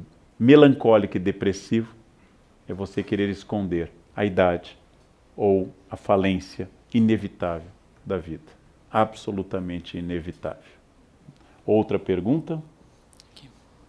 A Fernanda gostaria de saber, na sua opinião, se o fato de Hamlet ser jovem influenciou a intensidade de dilemas que ele vivenciou e as soluções às quais ele chegou. É uma peça também sobre essa transição da juventude e da inocência para um outro estágio, talvez mais consciente a respeito do que o cerca e do que ele pode e quer fazer?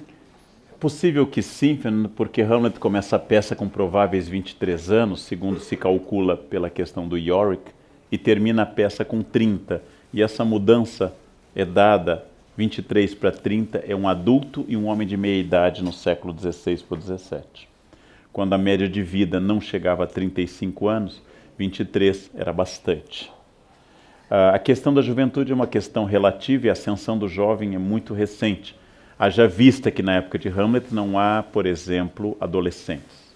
A adolescência é uma invenção posterior. A questão grave do Hamlet é a tomada de consciência da idade, do cargo e das grandes questões. Se Hamlet fosse apenas um homem prático, Hamlet é declarado no ato 1 que ele será o sucessor de Cláudio. Logo ele já está com a corte garantida. Basta ele fazer com o tio o que o tio fez com ele, derramar veneno, que o tio fez com o pai dele, derramar veneno no ouvido. Ou seja, a questão do Hamlet não é esperar pelo poder ou pela estabilidade dada pelo poder, mas que tipo de vida ele quer viver, que tipo de vida ele acha que vale a pena ser vivida.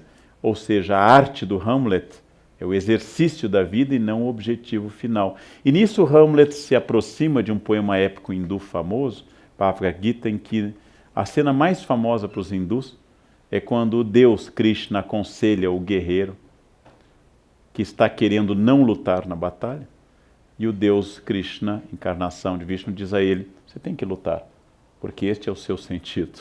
Você é um guerreiro. E se você lutar bem, este será o seu sentido. Isso o tornará possível, isso o tornará existente. Você precisa fazer o que você precisa fazer.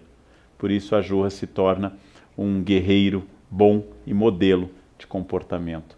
Hamlet vai ter que fazer o que ele precisa fazer, trabalhar com a verdade. E o preço da consciência é, de alguma forma, se não biologicamente, pelo menos mentalmente, o envelhecimento. Mas como nós não estamos aceitando o envelhecimento, nós criamos crianças cada vez mais protegidas do mal, porque nós achamos que envelhecer é o fim da felicidade e a vida adulta não é uma fase feliz. Por isso criamos crianças que devem viver uma infância cada vez mais longa, cada vez mais protegida, cada vez com menos traumas, porque como nós achamos dolorosa a nossa consciência, nós queremos privar os filhos dessa consciência. E graças a isso estamos criando crianças cada vez mais imbecis, em vários sentidos. Porque é o trauma que faz crescer, porque é o trauma que mostra o limite do meu mundo e o limite do outro. Como eu fui criado por uma geração que não havia trauma, e se batia com facilidade, se insultava, e os professores debochavam e riam, e não tinha trauma nem processo. E a gente não vivia bullying, porque a gente era o bullying inteiro, o tempo todo na escola, a gente era obrigado a amadurecer num sentido. A melhor coisa a fazer com uma criança é dizer que quanto mais cedo isso for possível, é bom que ela deixe de ser criança e comece a ser um adulto. Ou seja, como eu acho isso difícil para mim, eu acabo impedindo que este filho tenha acesso à vida adulta, porque ele é minha chance de imortalidade, como disse Caligares num texto. Já que não há mais Deus, eu vou continuar no meu filho, e eu não posso punir nem bater no meu filho, mas ele pode bater em todo mundo, e ele pode fazer o que quiser, porque o importante é que ele seja feliz, na medida que eu não sou.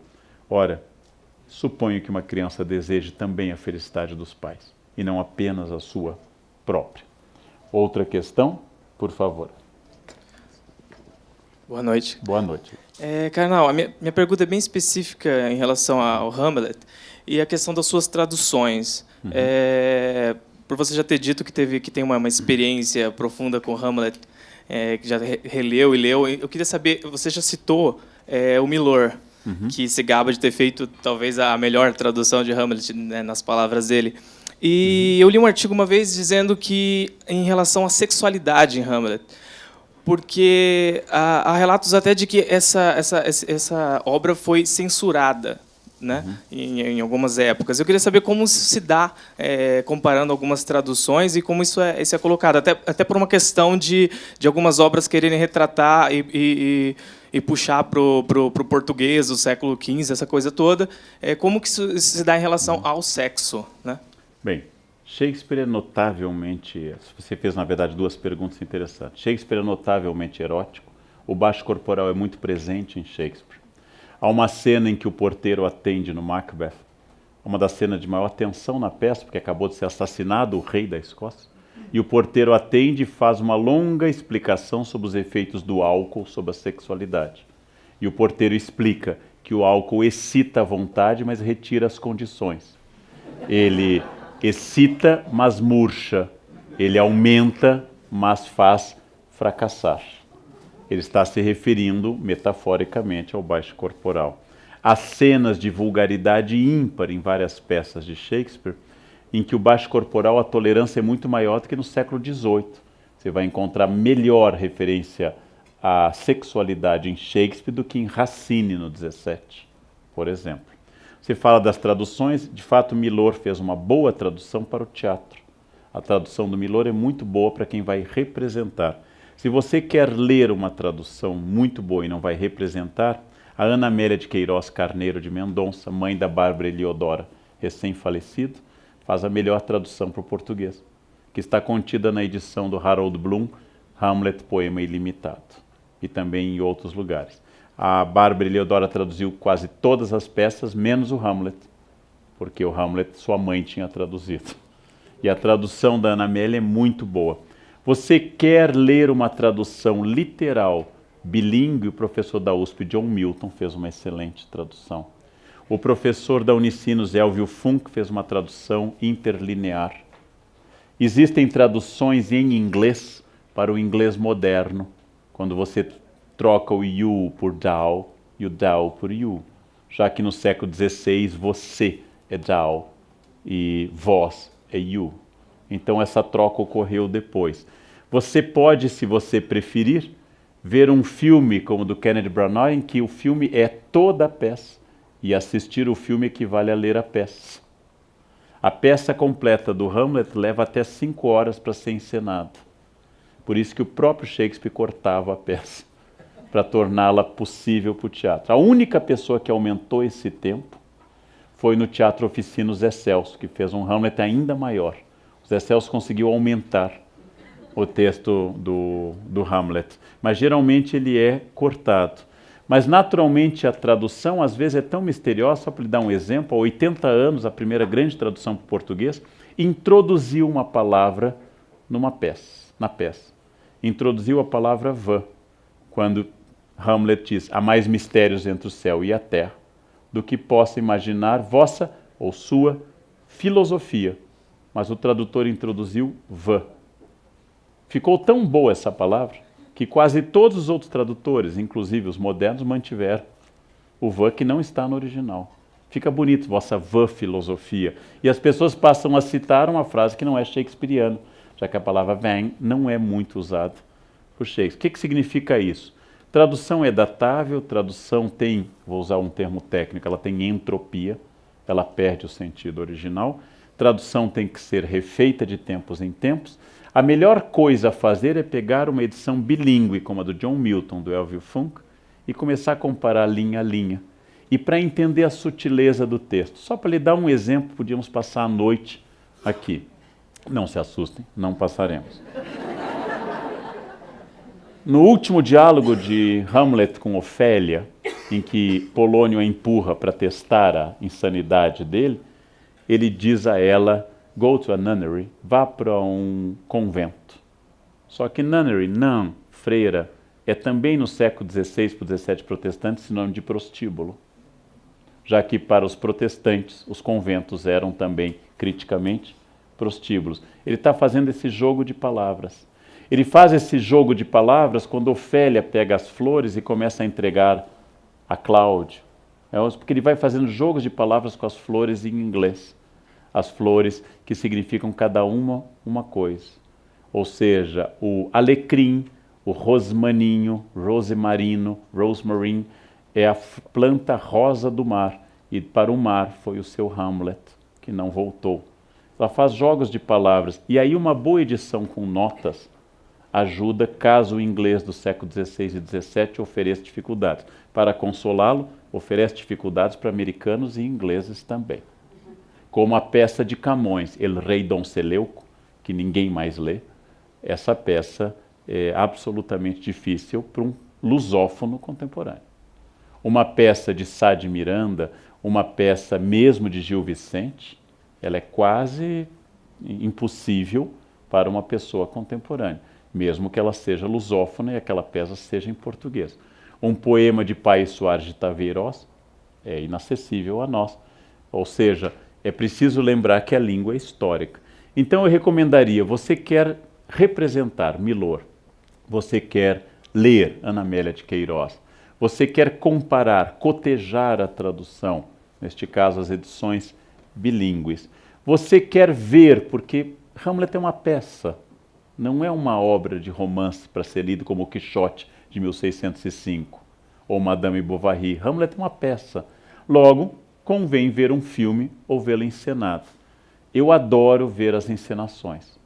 Elas são muito variadas. E tive a experiência em Avignon há muitos anos, no Festival de Teatro de Avignon, de ver Hamlet em cambojano.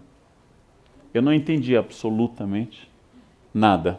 Fiquei feliz ao ver que as pessoas na plateia também não estavam entendendo absolutamente nada. Porém, como eu conheço bem a peça, eu vi como um grupo cambojano encenava o Hamlet. Ou como os japoneses encenam, por exemplo, Kurosawa fez Ran e fez também Trono Manchado de Sangue, como ele encena a peça como Macbeth ou Rei Lear, como ele traduz para o cinema japonês essas peças. Resultado, é uma obra, usando a expressão do Humberto Eco, aberta. E a tradução é uma obra aberta. O problema das traduções que circulam na internet é que elas são as traduções feitas há 70 anos que não têm mais direitos autorais. São essas que circulam na internet. E aí o Hamlet fica pesado, difícil e chato de ler, porque as pessoas usam português parnasiano para traduzi-lo. Aí ela fica tão chato como um poema de Bilac, né? Com certa injustiça que Bilac tem alguma coisa boa que eu ainda vou descobrir. Mas existe uma questão da idade da tradução, que é muito importante. Traduzir é uma arte, e a entropia, a perda do sentido natural, é muito importante. Não é fácil entender Hamlet ou Shakespeare na Inglaterra contemporânea. Eu já assisti Shakespeare na Inglaterra com a Companhia Real Shakespeariana. Não é fácil entender. Eu entendo porque li as peças. Se eu não tivesse lido, eu não entenderia. Eu não entenderia.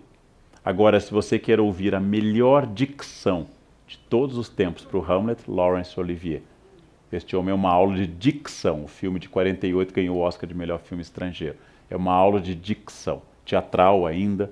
O filme não é um bom filme, é uma boa peça filmada, mas é brilhante a dicção. Né? Comparado com o inglês contemporâneo, é genial. Bom, não temos mais perguntas, a não ser que alguém queira. Tem mais alguém que gostaria de fazer uma última pergunta? Tem? Acho que temos ali, Tem então aqui, vamos pronto. à última Vamos pergunta. à última, perfeito. Boa noite. Boa noite. Eu queria saber como é que era Shakespeare na época dele. Ele era uma pessoa popular?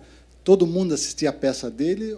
Ou era uma coisa de elite como é hoje? É uma pergunta interessante. Shakespeare foi um homem que trabalhou em companhias populares. Shakespeare era reconhecido como um bom autor de poemas, mas nunca publicou em vida nenhuma das suas peças. O primeiro fólio que os amigos organizaram é posterior à sua morte. Tem o Bad Folio, um fólio pirata, mas o primeiro fólio, a primeira coleção de peças é posterior à sua morte.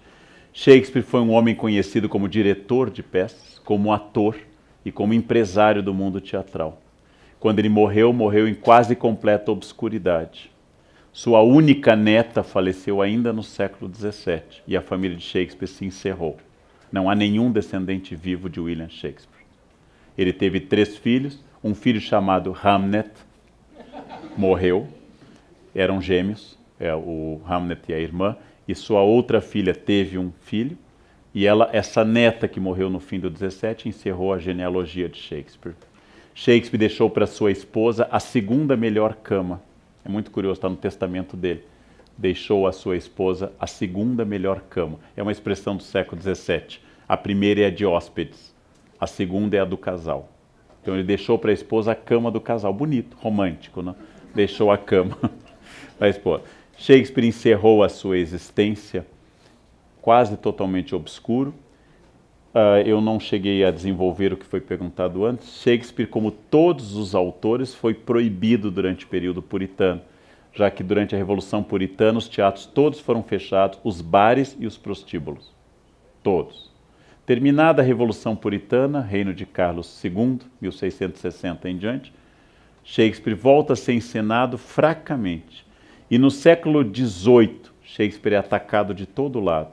Voltaire diz que ele é cheio de ideias, mas é vulgar. Goethe acha que ele é engenhoso, mas é difícil. É um homem datado. E apenas os alemães românticos começam a traduzir Shakespeare para o alemão no fim do século XVIII. E os alemães começam a descobrir, no meio do movimento, Sturm und Drang, Tempestade em Ímpeto, que Shakespeare era maravilhoso. E o resultado, os alemães começam a ensinar Shakespeare. E os ingleses vitorianos começam a usar Shakespeare. E apenas no período da Rainha Vitória, 1837 1901, Shakespeare se torna o poeta nacional inglês. Tanto que surge dali, identificado só no século XX, a bardolatria, o culto a Shakespeare, já que bardo em inglês, em português bardo é qualquer poeta, em inglês the bard é unicamente William Shakespeare, como o filósofo é Aristóteles. E a partir do século XIX, Shakespeare é canônico. E a partir do século XX cometem o pior crime que se pode fazer com o autor, que no Brasil se fez com Machado. Ele passa a ser dado nas escolas. No momento que ele vira matéria de prova da professora de literatura, todo o amor, a obra desaparece.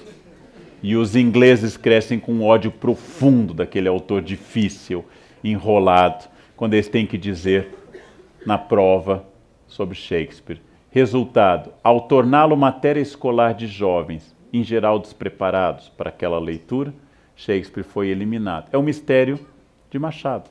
Machado é um dos grandes autores da língua portuguesa. Seu texto é curto, irônico, frases muito apocopadas, muito sintéticas. E as pessoas crescem com ódio da Capitu, com ódio do Bentinho, que tiveram que fazer prova sobre o Dom Casmurro. Ou seja, em geral, a escolarização do conhecimento é a esterilização do conhecimento. E Shakespeare perde vida. No filme Sociedade dos Poetas Mortos, o professor tem dificuldade em dar aos alunos Shakespeare e começa imitando Marlon Brando, que tinha acabado de estrear seu Júlio César. Então, imitando o sotaque forte Marlon Brando, a pessoa começa a seduzir os alunos. Eu já tive essa experiência no ensino médio, na faculdade, já dei curso sobre Shakespeare na Unicamp, de como os alunos começam meio reticentes, de repente descobrem este oceano que é Shakespeare. E como Shakespeare entra na vida deles. E como isso se torna uma coisa transformadora para você pensar as coisas. Basta que a pessoa que conduza uma alma jovem à ilha de Shakespeare tenha a sensibilidade do Duque Próspero, aquele que disse, na peça A Tempestade maravilhosa, aquele que diz, somos feitos da mesma matéria dos sonhos. E quando eu percebo e eu consigo fazer um aluno perceber que ele é feito da matéria dos sonhos, dos mesmos sonhos de Shakespeare, então aí Shakespeare volta a se tornar imortal e volta a dialogar com ele, como todos os grandes autores. T.S. Eliot diz que o mundo moderno é dividido entre dois patamares, Dante Alighieri e William Shakespeare, não há um terceiro. É uma injustiça, porque eu acho que o Quixote é um outro patamar. E Shakespeare tem uma coisa importante, escreveu em inglês. E isto lhe deu uma universalidade a partir do século XIX, quando o inglês se tornou a língua do mundo, já que até antes era o francês, e antes disso o latim. Então, isso é muito importante. Os autores vão e voltam, oscilam no gosto. E Shakespeare se tornou canônico apenas no século XIX. E aí vem a bardolatria, ou seja, o culto exagerado. Shakespeare é legal até quando ele não é legal. Não? E essa é uma característica interessante. Bom, com isso, John. Gostaríamos de marcar esse momento, né? Um agradecimento especial para o Leandro, que traz sempre muita paixão naquilo que ele fala, nos envolve a todos e certamente quem quiser rever a integral, a partir de segunda-feira, nós teremos a versão no nosso site. Então, vocês poderão curtir não só todas as palestras que já tivemos aqui, como também a de hoje, a partir de segunda. Excepcionalmente, na próxima quarta-feira, todos são convidados para o encerramento desse módulo, belíssimo módulo. E teremos, então, José Miguel Wisnik com o tema Macunaíma, de Mário de Andrade, e o enigma do herói às avessas. Portanto, contamos com a presença de vocês, mas gostaríamos de encerrar com um agradecimento caloroso ao Leandro Carnal. Por favor. Obrigado. Obrigado, João. Obrigado. Obrigado.